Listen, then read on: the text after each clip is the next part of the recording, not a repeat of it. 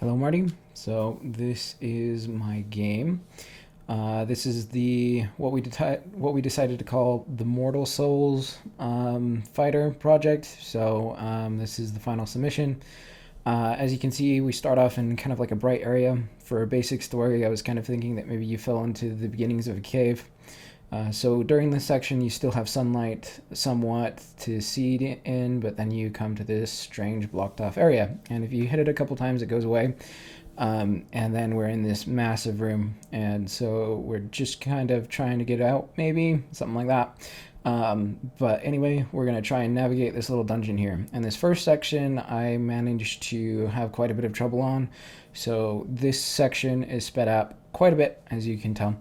And so this is just a couple of attempts that I made to try and get onto that moving platform on the right there if you're looking from the entrance. It takes me quite a few tries before I finally get it. I think it's this one. So I think on this one, nope, it's this next one. Yeah, so this section is just all about platforming. So kind of like, and in all honesty, when I was testing, that was one of the more basic challenges. So I thought it was going to be a lot easier when I went in and tried to go for it, but this section took me quite a bit.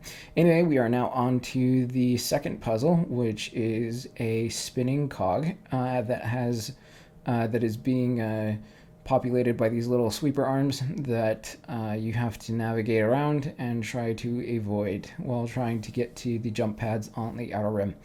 Once we get up there, we're going to be jumping. We'll be able to access a jump pad to get into the boss room and fight the spider at the end of the level. And you can see here that my path was blocked, so I had to quickly make some executive decisions to how to best proceed. If I hadn't been on my toes, I would have had to go through the beginning section all over, and you would be seeing a different run. Yep, so when we jump up into this boss fight, we get to explore the meat of the gameplay, which is the combat mechanics. And so we have our stamina and our health, obviously, both for the player and for the boss. And when you jump in, you start, the fight starts with the traditional kind of longer boss, sorry, mind blanked, Dark Souls-esque health bar here, and so we get the satisfaction of whittling that down. The movement options for the player is sprinting, rolling, and just general movement, and sprinting and rolling does take stamina, but if you roll underneath the spider when he's attacking, you don't get hit. So it's a really good idea to be using that specific mechanic when you're up close.